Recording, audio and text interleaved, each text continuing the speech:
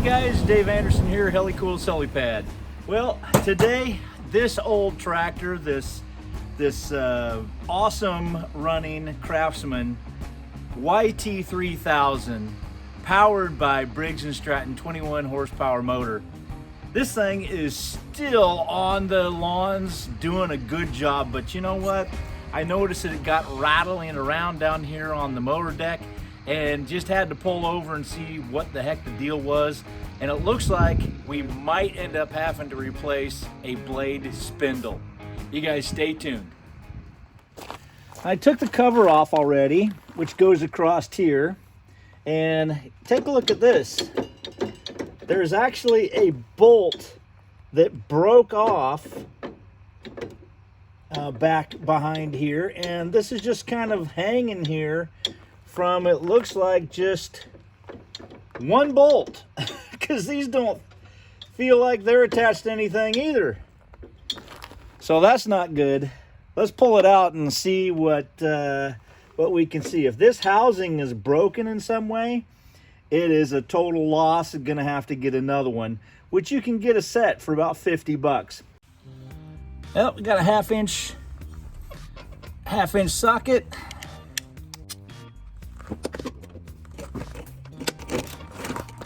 This ain't looking good.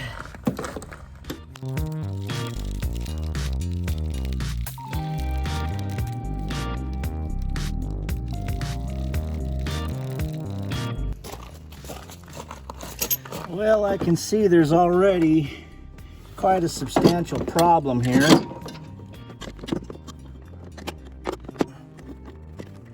is a little bit sharp.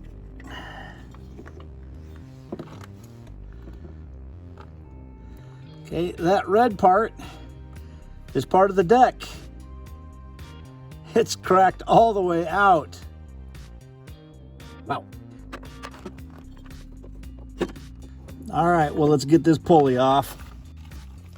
Now, normally pulleys are on there pretty tight because, well, they're pulleys. And the best way that I know how to get them off is with some impact.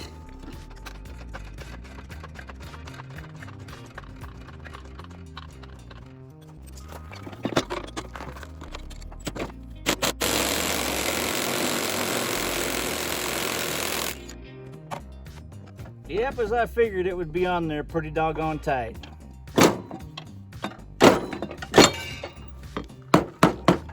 Couple of gentle taps, pulls right loose. Wow. This gear does not look like it's in very good shape. About half the teeth are kind of wore off on it. That's gonna need to be replaced. Well, there is nothing that spells catastrophic more than this. Okay, I mean, there's a lot of forces going on down there. This, you can see, had looks like a crack in it, an old crack. That's where it kind of started. There's a little inclusion right there too. And this side, this side has been cracked for a long time. You can see that's half busted across. There wasn't much hanging on to this side. And there is the broken off bolt. So yeah, this is pretty much toast. Since I just replaced these lawnmower blades this season, I'm obviously going to save that. And if you want to know if your pulley is any good, if there's that much play in the pulley, that gear there, no, it ain't any good. Can't withstand the 1,400 foot-pounds of torque. Not much can. Now, I can just about bet if this one is in this bad a shape, the other one is too. And probably the pulley. But you know what? There are kits that you can get that come with 2 in a package of these, both pulleys, the blades, even though I don't need the blades, and the belt. So, and it's still like under $100 or around $100. So, you know, that still isn't too bad for this repair. Well, the second one appears to be in a little bit better shape, although one of the bolts did snap off because, well, it's just iron oxided in there. Here's the pulley that goes on it. And you still got that wear and tear. So both of these pulleys need to be replaced. And because one busted, you know what, it just makes sense to just go ahead and replace both of them while I'm at it. I'm sure that these are way beyond end of life for this manufactured part. Well, all right, the new parts came in, fantastic. But I still need to re-weld that bolt hole. Let's knock that out first.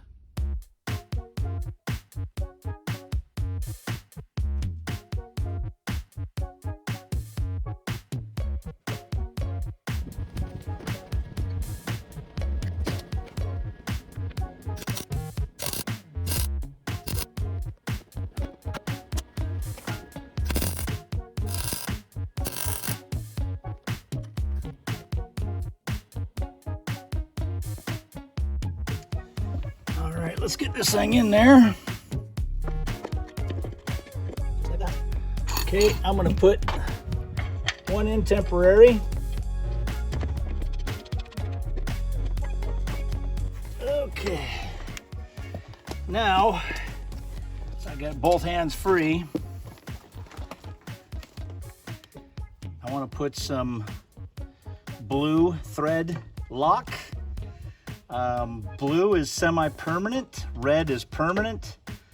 If I ever have to change these out again, I don't want it to be permanent. I don't want them to break off like they did. But this thing has a lot of vibration, so you need to put some thread lock on there. I'm gonna recommend that you put blue on there. If you want to put red on there, you go right ahead. It's your lawnmower. Do what you're gonna do.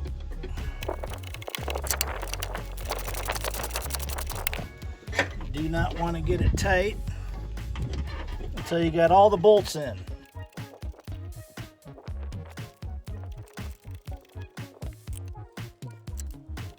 Make sure that this little part goes back in because that helps hold the belt onto the pulley.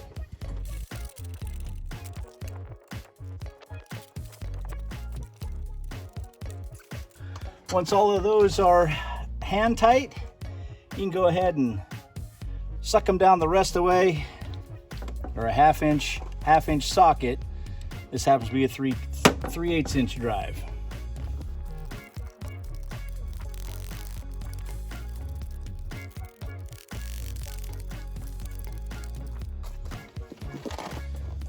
All right, time for the pulley. I'm gonna put the pulley on with the numbers facing up. I really don't think it matters. In order to put these on there, the pulley on there, washer goes in first. I'm gonna put the number facing up, manufacturer number, and there's space inside of here to take up this little gap. So that's not gonna be a problem. And it does not need Loctite because this is a nylock nut and it is self-locking.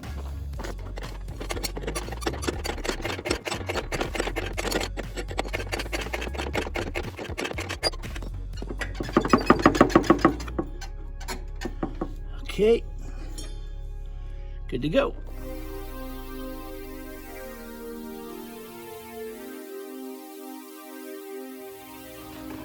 Next, we'll be putting the blades back on. So, lift the deck. I shouldn't have to say this, but you know, especially after you sharpen the blades or even before, be very careful because these are pretty sharp.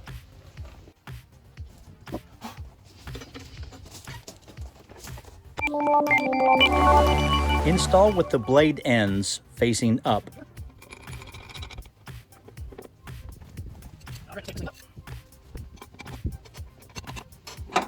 Now you should be able to hold the back side of the blade against the wrench, but if this wrench comes loose, you don't want to have it come loose so that your hand crashes into that sharp blade and cut your arm or cut your hand open.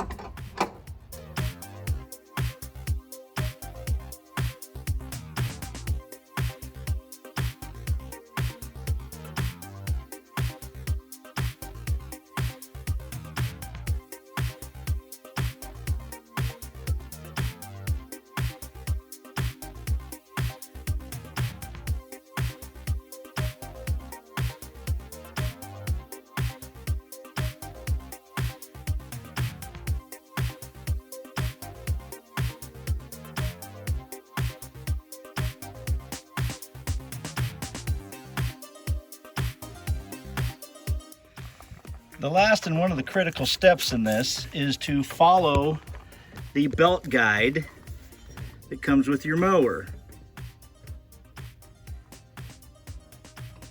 Once you are sure that the belt is on correctly, I have 2 steps left, and that is I'm going to put grease in these grease zerks, and then the final thing is to put the plastic guards back on here.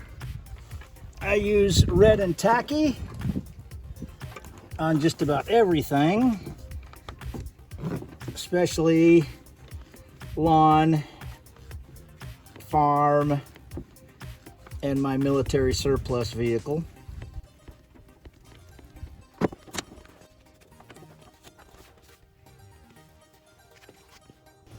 All right, and the last thing is to get the safety guards back on. And what I'm going to do is I'm going to use some anti-seize because, well,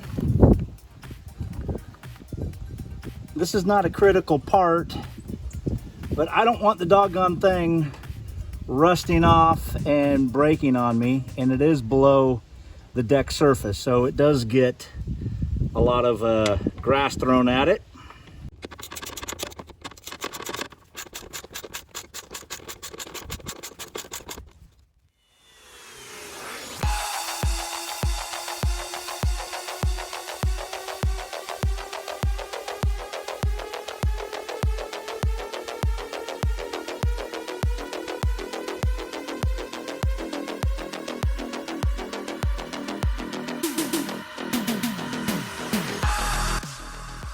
Hey, thanks for joining me today. I hope this video was truly helpful. If you really liked it, smash that like button. Make sure to comment. That's how you support the channel. Thanks so much. I'm Dave Anderson signing out. You guys be safe out there, and God bless.